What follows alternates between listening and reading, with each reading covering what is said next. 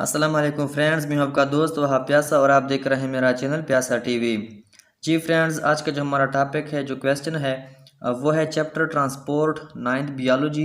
ठीक है, short question sections है और उसके अंदर हमारे पास है क्वेश्चन नंबर 3। ठीक है, तो ये हमारे पास एक किस्म का क्वेश्चन है जो कि हमने 9th बियोलॉजी के चैप्टर ट्रांसपोर्ट से लिया हुआ है। ठीक है, इससे पहले हमने 2 क्वेश्चन अपलोड किए हैं, 2 वीडियो हमने अपलोड की, जिसके अंदर हमने क्वेश्चन नंबर 1 और क्वेश्चन नंबर 2 वो ऑलरेडी डिस्कस किए हुए हैं। ठीक है, तो सबसे पहले आप वो देख लीजिए, उसके बाद आपको आना है क्वेश्चन नंबर 3 के ऊपर। ठीक है, तो चलो सबसे पहले क्वेश्चन को समझते हैं। What would happen to transpiration stream if the air is injected in xylem vessel? ठीक है, What would happen to transpiration stream? ये कह रहा है कि ट्रांसपायरेशन स्ट्रीम पे क्या होगा, क्या असर पड़ेगा if the air is injected in xylem vessel, अगर हम xylem वेसल के अंदर एयर को इंजेक्ट करें। ठीक है, हवा को अंदर इंजेक्ट करें, तो उसके बाद ट्रांसपायरेशन स्ट्रीम पे क्या असर पड़ेगा। ठीक है, अब हमने क्वेश्चन में आंसर में समझना है कि ट्रांसपायरेशन स्ट्रीम क्या है और जब उसको हम एयर इंजेक्ट करेंगे तो xylem वेसल पे क्या असर पड़ेगा। ठीक है, तो क्वेश्चन हमारे पास क्या है कि ट्रांसपायरेशन स्ट्रीम पे क्या असर पड़ेगा अगर हम एयर को इंजेक्ट करें xylem वेसल के अंदर। ठीक हो गया, सबसे पहले क्वेश्चन हम समझते हैं। क्वेश्चन का क्या मकसद था कि xylem वेसल के अंदर अगर हम हवा को इंजेक्ट करें तो ट्रांसपायरेशन स्ट्रीम पे क्या असर पड़ेगा। ठीक हो गया, ये हमारे पास क्वेश्चन है। अब देते हैं इसका आंसर। ठीक हो गया, क्वेश्चन को हमने समझ लिया है, अब आते हैं आंसर की साइड पे। ठीक है, आंसर दे देते हैं। Effect of injection of air in xylem vessel on transpiration. ठीक है, कि क्या इफेक्ट होगा अगर हम एयर को xylem वेसल के अंदर इंजेक्ट करें। ठीक है, क्या इफेक्ट होगा ट्रांसपायरेशन पर अगर हम एयर को इंजेक्ट करें xylem वेसल के अंदर, ये हमारे पास क्वेश्चन था। ठीक है, चलो आगे पढ़ते हैं। The unbroken column of water which moves up in the xylem vessels is called transpiration stream। ठीक है, ट्रांसपायरेशन स्ट्रीम का हमारे पास डिफिनीशन आ गया है। ठीक है, किस तरह है? The unbroken column of water, water का अनब्रोकन कॉलम, अनब्रोकन कॉलम का यह मतलब है कि फॉर एग्जांपल एक सिलसिलावार, या आप इस तरह कह लें कि एक के बाद एक आने वाले को हम अनब्रोकन कॉलम कहते हैं। अनब्रोकन का मतलब है ना टूटने वाला। ठीक है, और कॉलम का मतलब है एक के बाद एक आने वाला या एक के बाद दूसरा आने वाला, इस तरह जिसको हम सीरीज भी बोलते हैं। ठीक है, उसको हम कॉलम बोलते हैं। ठीक है, तो the unbroken column of water, water का जो अनब्रोकन कॉलम है, वाटर का जो सीरीज है, विच moves up in the xylem vessel, जो xylem वेसल के अंदर ऊपर की तरफ जाता है, ऊपर की तरफ। ठीक है, तो उसको हम बोलते हैं ट्रांसपायरेशन स्ट्रीम।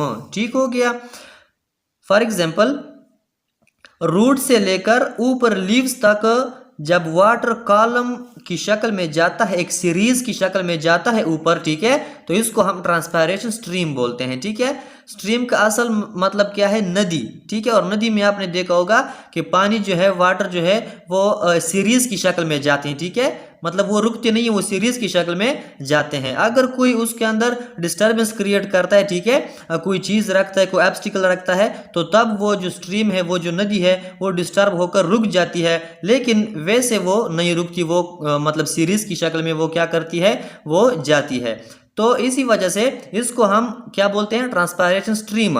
के रूट से लेकर ऊपर एक एक लीव्स तक हमारे पास क्या होता है? xylem वेसल के अंदर पानी क्या हो जाता है? कॉलम की शक्ल में चला जाता है और ऊपर अपवर्ड की तरफ क्या करता है? मूव कर देता है। ठीक है, तो इसको हम बोलते हैं ट्रांसपायरेशन स्ट्रीम।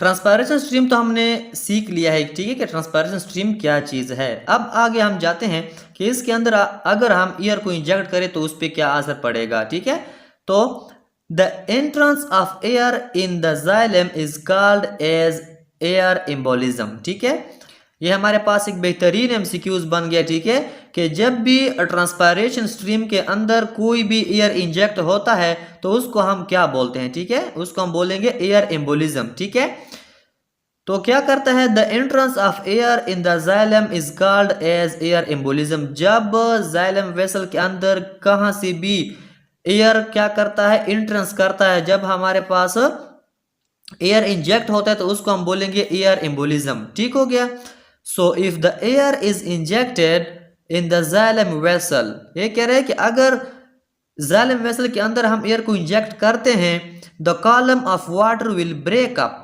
तो कॉलम जो है वाटर का वो जो ऊपर सिलसिला है वो क्या हो जाएगा, वो ब्रेक हो जाएगा। फॉर एग्जांपल इधर समझ लेते हैं, ये हमारे पास रूट्स है, ठीक है, रूट्स, यहाँ पे ऊपर इस तरह कॉलम बना होगा, ठीक है, यहाँ पे हमारे पास क्या है, फॉर एग्जांपल ये लीव्स है, ठीक है, तो यहाँ से यहाँ तक क्या करेगा, वाटर एक कॉलम बनाएगा जिसको हम ट्रांसपायरेशन स्ट्रीम बोलते हैं, ठीक है, ट्रांसपायरेशन स्ट्रीम बोलते हैं।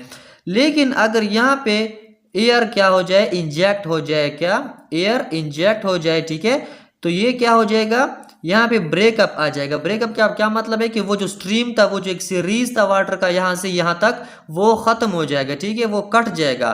तो इसी वजह से क्या हो जाएगा, यहाँ से जो पानी जा रहा था ऊपर लीव्स तक वो भी स्टॉप हो जाएगा, ठीक है। तो ये कह रहा है कि the column of water will break up, तो यहाँ पे जो कॉलम ऑफ वाटर था वो ब्रेकअप हो जाएगा, टूट जाएगा, and transpiration stream will stop, और यहाँ से जो यहाँ तक ट्रांसपायरेशन स्ट्रीम था जो एक किस्म की नदी थी, ठीक है, एक वाटर मॉलिक्यूल्स का सीरीज था यहाँ से लेकर यहाँ तक, यानी कि रूट से लेकर लीव्स तक, वो क्या हो जाएगा, विल स्टॉप, वो रुक जाएगा, स्टॉप हो जाएगा, ठीक है। तो मेन जो हमारे पास ऐसा कहने का जो खुलासा है वो ये है कि अगर xylem वेसल के अंदर कहाँ से भी एयर आ जाए, ठीक है, और वो इंजेक्ट हो जाए, तो वो क्या करेगा, वो ट्रांसपायरेशन स्ट्रीम को स्टॉप करेगा, ठीक हो गया, और कॉलम को ब्रेक करेगा, और इसका नतीजा क्या निकलेगा कि रूट से जो वाटर जा रहा था ऊपर लीव्स तक और ब्रांचेस तक और स्टेम तक, वो क्या हो जाएगा, वो स्टॉप हो जाएगा, वो रुक जाएगा, ठीक है। तो इंशाल्लाह फ्रेंड, उम्मीद करता हूं कि आपको समझ आई होगी।